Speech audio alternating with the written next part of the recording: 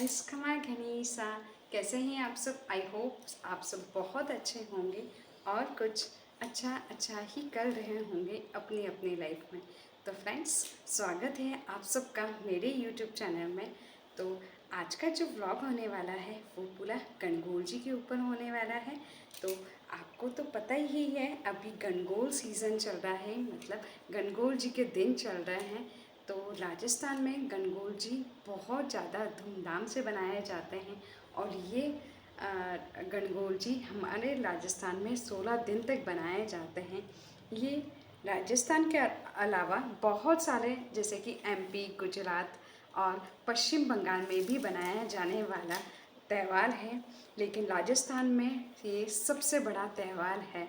तो बने रहिए ब्लॉग में। आज के ब्लॉग में मैं आपको बताने वाली हूँ कि गणगौर जी क्यों बनाई जाती है, गणगौर जी की कैसे पूजा की जाती है, गणगौर जी की पूजा कौन कौन कर सकता है।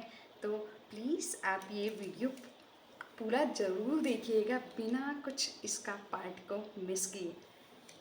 राजस्थान की एक बहुत पुरानी कहावत है, 30 त्यौहार बावड़ी ले डूबी गणगौर। मतलब सावन के महीने में जो तीज आती है उसी से जितने भी शुभ कार्य हैं उनकी शुरुआत हो जाती है। और चैत्र के महीने में जो तीज यानी कि जो गणगौर जी आती हैं उन्हीं के विसर्जन के साथ त्यौहार 4 महीने के लिए थम से जाते हैं। गणगौर शब्द में ही इसका अर्थ है।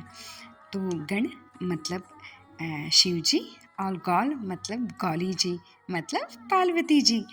तो इस दिन शिव जी और गौली जी की पूजा होती है। तो यदि आप राजस्थान से हैं तो आपको तो पता ही होगा कि ये त्यौहार बड़ी ही धूमधाम से अपने यहाँ बनाया जाता है। लेकिन यदि आप राजस्थान से नहीं हैं और कहीं बाहर से हैं तो आज मेरा ये व्लॉग आपको पूरा डिटेल में गणगौर के बारे में जानकारी देगा। तो गणगौर राजस्थान में सबसे बड़ा त्यौहार है।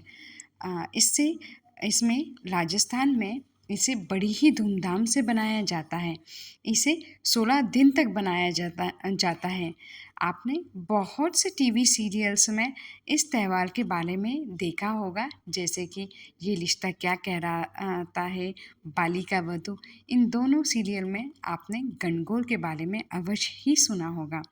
तो चलो गणगौर क्या होती है, इसकी पूजा कैसे होती है। तो गणगौर 16 दिन तक शिव जी और गौरी जी को पूजा जाता है। इसमें मतलब ये त्यौहार चैत्र माह को बनाया जाता है। यानी कि जो चैत्र माह की होली की धुलंडी होती है, पूजना स्टार्ट किया जाता है। तो इसे 16 दिन तक इसकी पूजा की जाती है। क्या आपको पता है इस व्रत को कुंवारी कन्याएं भी करती हैं। तो कुंवारी कन्या अपने अच्छे वर पाने के लिए ये व्रत करती हैं। और जो शादीशुदा होती है ना, वो अपने अखंड सौभाग्य को, अपने पति की लंबी उम्र के लिए इस व्रत को करती है। तो शादीशुदाएं 16 श्रृंगार कर 16 दिन तक विधि विधान से शिव गौरी की पूजा करती हैं। ऐसी मान्यता है कि शिवजी ने पार्वती जी को और पार्वती जी ने सभी स्त्री को सदा सौभाग्यवती का वरदान दिया था। ये तो त्यौहार राजस्थान में बनाया जाता है ज़्यादातर। बाकी एमपी के कुछ हिस्से जैसे कि निमाड़, गुना ज़िले में भी इसे सेलिब्रेट बनाया जाता है।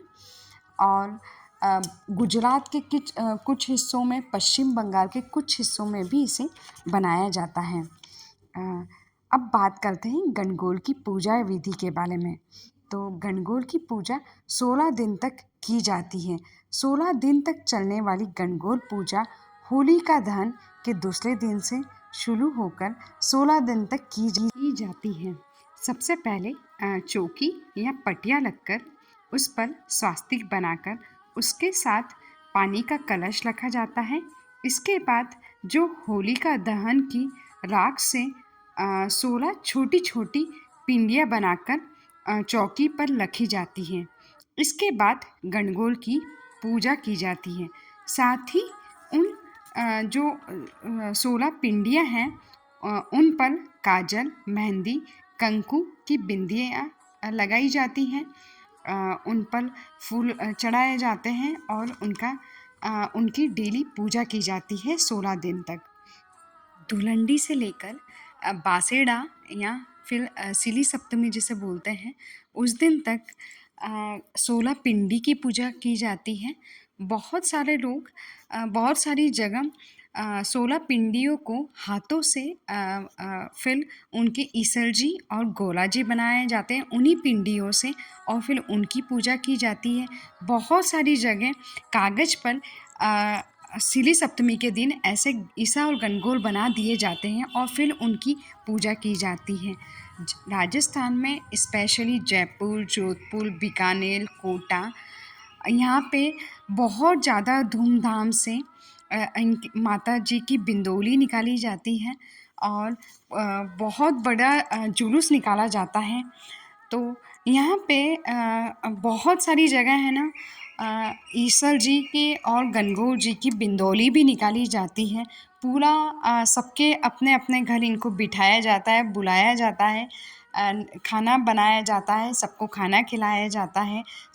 तो सिली सप्तमी से गणगौर जी होती हैं तब तक आखिरी दिन तक पूरा इनका जुलूस निकाले जाते हैं, पूरा इनको ही बिंदोली निकाल रही जाती है।